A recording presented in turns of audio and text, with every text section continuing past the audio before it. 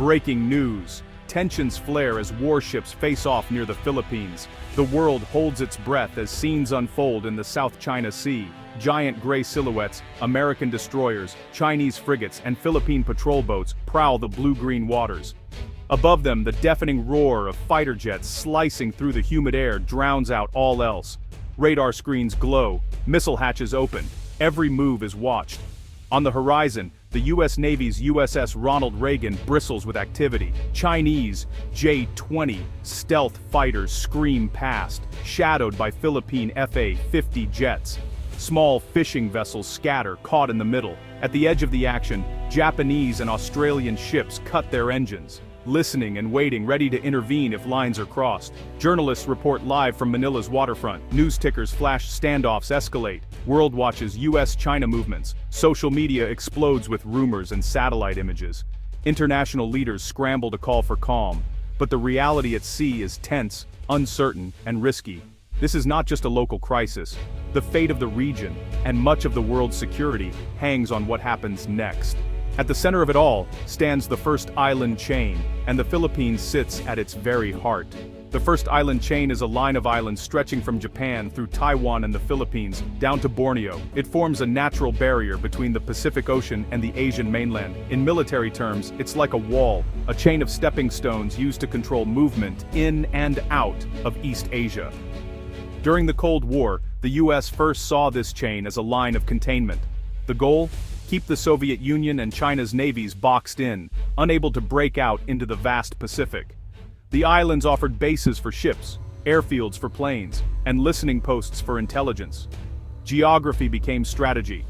Whoever controlled the chain, controlled the sea lanes. The first island chain was more than just rocks and reefs. It was a shield that guarded America's friends and interests in Asia. Alliances formed along its length. Japan, South Korea, Taiwan, and the Philippines became critical partners. The US established bases and built up local forces to deter communist expansion. Even as the Cold War ended, the chain remained vital. New threats emerged, but the old geography did not change. The islands still mattered, perhaps more than ever. After the fall of the Soviet Union, the world shifted. Many in Washington believed that the days of great power rivalry were over. Defense budgets shrank. U.S. bases closed or downsized. For a time, some questioned whether the first island chain still mattered. But by the 2000s, a new challenge was rising. China. China's rapid economic growth fueled a massive military buildup. The People's Liberation Army Navy, or PLAN, transformed from a coastal force into a blue water power.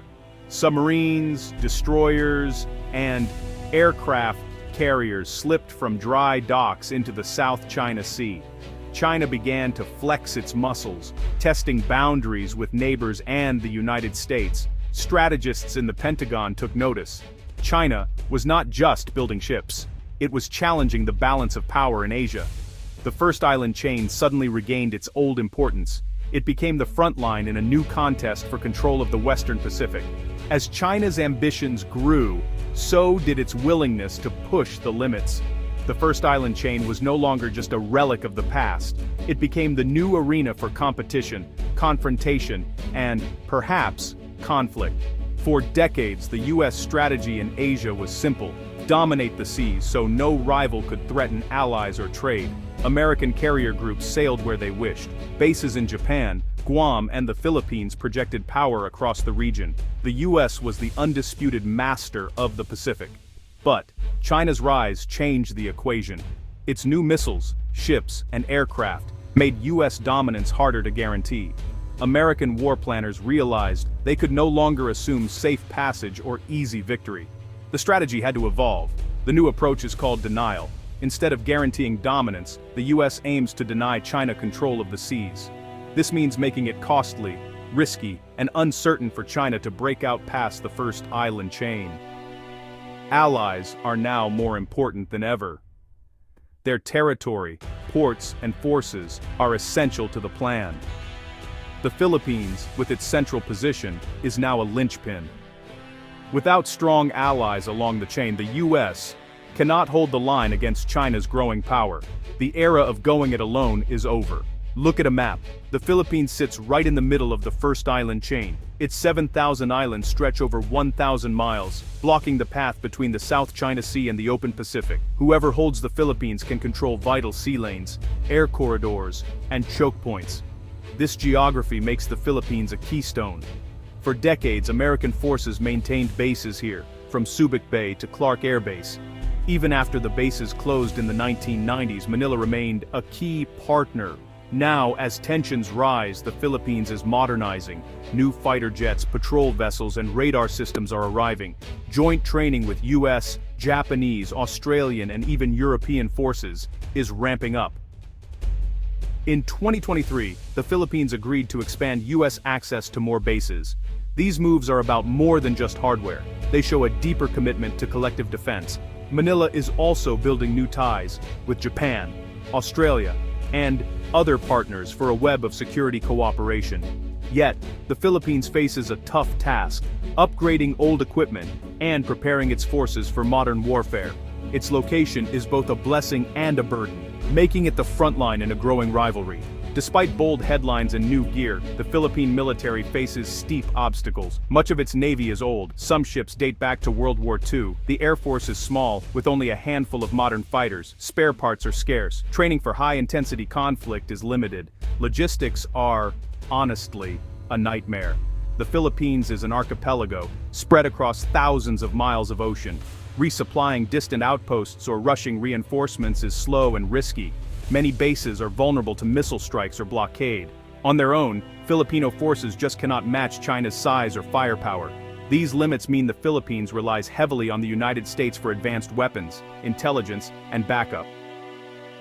American surveillance planes watch the skies. United States Marines help train and plan.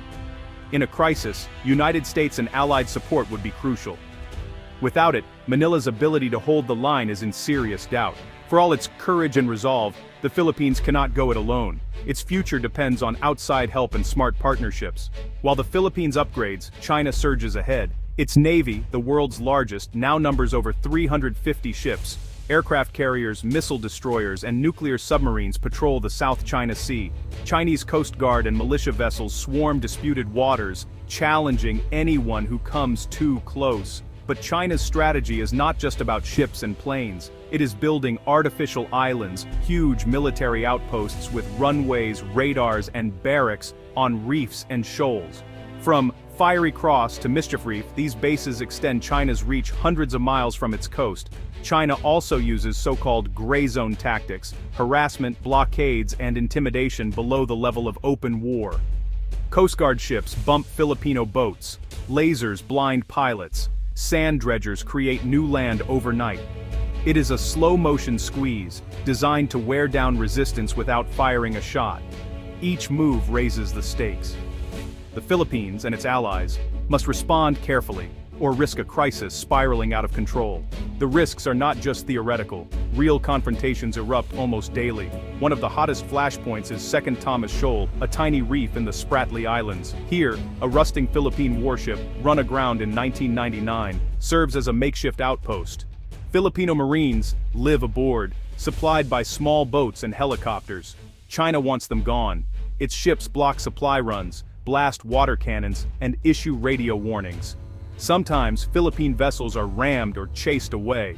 Each encounter is tense. One mistake could spark a wider conflict. The world watches as Manila holds its ground, often at great risk. Other flashpoints simmer nearby.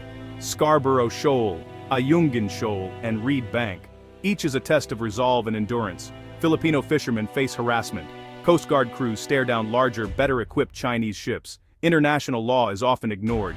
Every day brings new challenges. The battle for the first island chain is real, immediate, and dangerous. So, can the Philippines hold the line?